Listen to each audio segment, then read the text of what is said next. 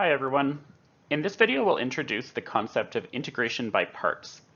This is a method of finding antiderivatives which is based on the product rule. Before I get into the details of this new method, it's going to save us a lot of time if we're able to calculate certain integrals just by inspection, at least when it's easy to do so. When I say by inspection, I mean just literally writing down the answer without needing to show any work or think about it too hard. So let's consider this for example. Technically speaking, the proper way to calculate this is to perform a substitution, calculate du, and so on.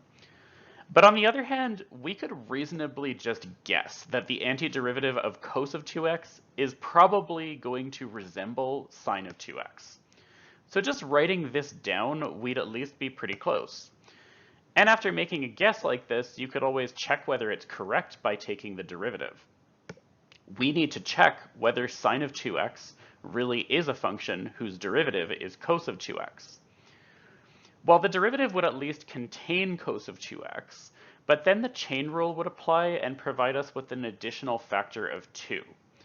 And that 2 is a problem for us since we want a function whose derivative is cos of 2x, not 2 cos of 2x. So we need to modify our guess to correct this problem. But it's easy to fix that. If we just put 1/2 in front of our guess, it doesn't really change the way we would take the derivative. But now we're in a position where the 2 we didn't want can cancel with that 1/2, so with a bit of cleanup, we do end up with cos of 2x as a derivative, which is what we wanted. So after modifying our guess appropriately, we've found this integral by inspection. And just don't forget to include the plus c. Initially this might actually seem like it was more work than just doing a substitution, but the point is that once you get good at doing this, then all these steps can really be done in your head, and that's kind of the stage we want to get to here. So let's try another one. Find a function whose derivative is e to the 4x. Pause and see if you can come up with the answer off the top of your head, and if you're ready to see the answer, let's continue. As an initial guess, we know the antiderivative of e to the 4x might just be e to the 4x itself. But if we actually took the derivative of e to the 4x, we would get an extra factor of 4 coming from the chain rule. So I'm going to include a 1/4 to correct that problem. So this is the correct answer, but if you weren't confident, then you could always check it by taking the derivative of your guess. So you can pause and check these details if necessary and confirm that we actually do get the correct derivative from this. But as always, just don't forget to include the plus c in your final answer. Let's try this one now. So again, pause and see if you can do this one by inspection. And when you're ready, let's look at the answer. As an initial guess, the antiderivative of sine should be negative cosine. But if we took the derivative of this guess, we would get an extra factor of 1/2 coming from the chain rule. So to correct for that, I'll include a factor of 2, which would cancel out that 1/2. Don't forget to include the plus c, and we're done. Hopefully you're comfortable with this, but you can always pause and do a check of what I just showed if necessary. With the preliminaries out of the way, we're ready to talk about the so-called integration by parts formula. I mentioned before that this is a method which is based on the product rule. So we want to be thinking about integrals of the form f times g, representing a product of two functions. But actually, it's more common to phrase this as f times g prime, and the reason for that will be more clear in just a moment. But writing it this way doesn't change the fact that we're still thinking about a product of two functions. It turns out there's a formula that tells us integrals of this form can be calculated by first multiplying f times g, and then subtracting the integral of f prime times g. Let's talk about why this formula is useful and how you should interpret all this. The idea is that the integral on the left side is the one we actually want to calculate. And what this formula does is change that integral into one that we hope is easier than the one we started with. If it's not easier, then we'd be wasting our time by using this formula. Now, if you look at the integral we started with, we have f of x, and in the new integral we have f prime of x. So that means in the formation of our new integral, f got differentiated, which is a good thing because differentiation usually provides us with a simpler function. But to get this simpler function, we have to pay a price. The price is that g prime becomes g, or to put it another way, g prime gets anti-differentiated, which actually makes it less simple typically. So that's the trade-off. If we want to make f simpler, we have to make g prime more complicated. But sometimes that price is worth paying. We'll look at an example in just a moment, but for now, make sure to write this new formula down for future reference. Okay, so let's try an example. Here we've been asked to anti-differentiate this product of two functions, and we're going to do it using this integration by parts formula. But in order to use this formula, we need to think of our integral as being of the form fg prime.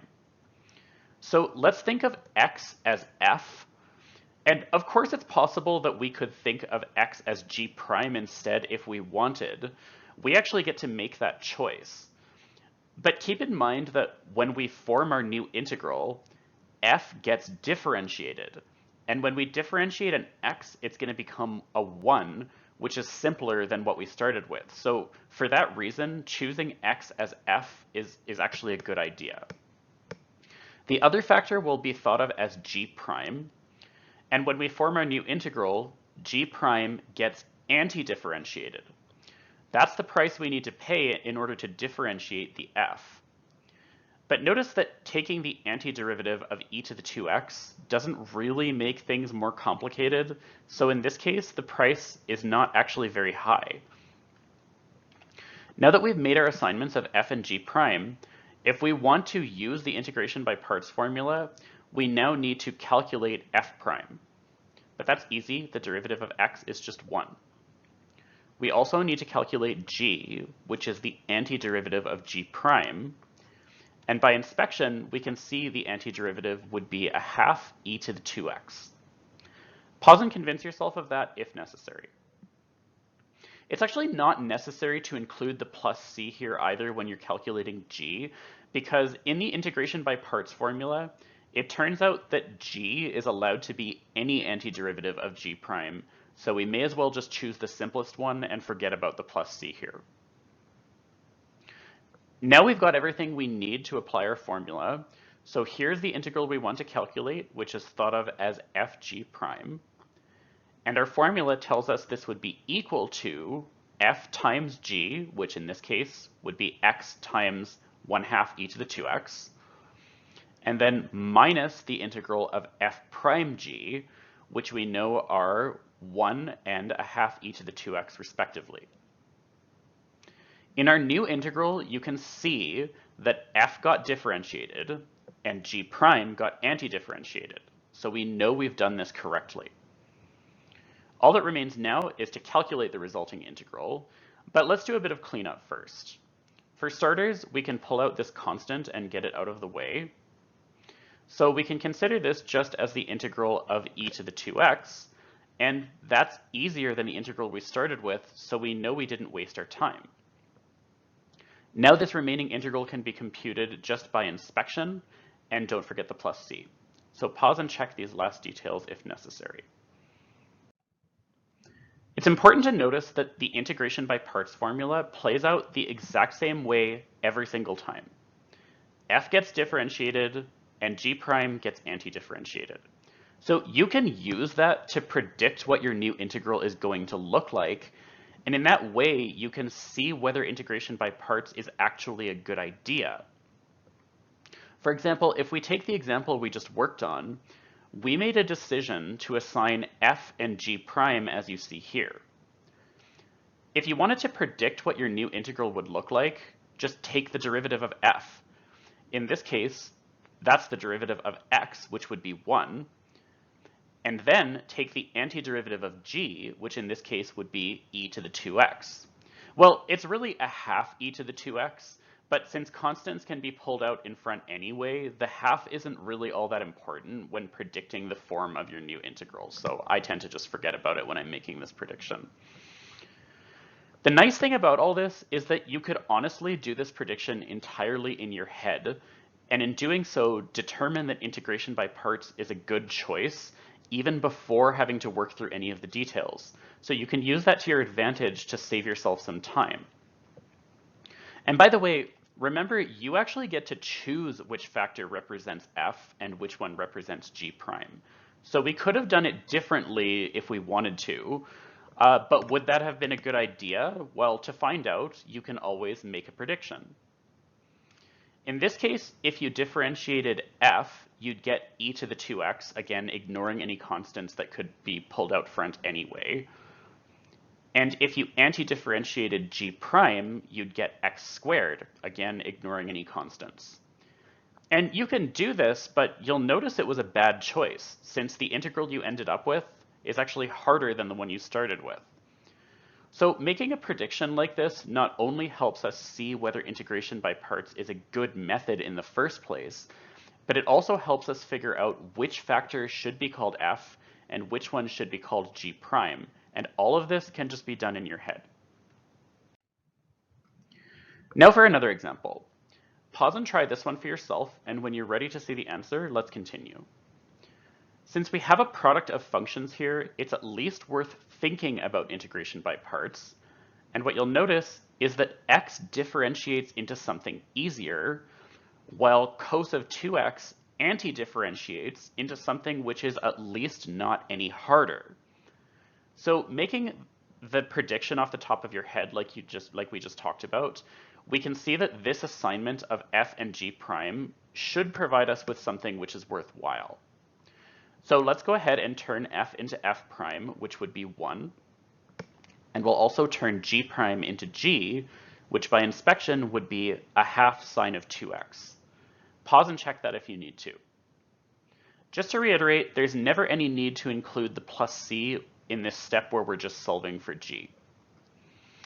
And with this, we're ready to use our formula. The left side represents the integral we're looking for.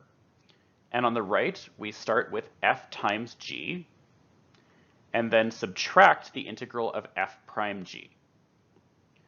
I'm always in the habit of pulling all my coefficients in front of this integral, and I suggest that you do the same. Pause and convince yourself that what I just wrote there is correct, and this remaining integral can be solved by inspection. So again, pause and check these final details for yourself, and don't forget to include the plus c at the end.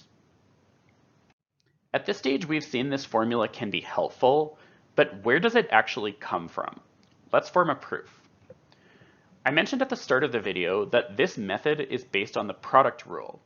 So let's remind ourselves of what the product rule actually says.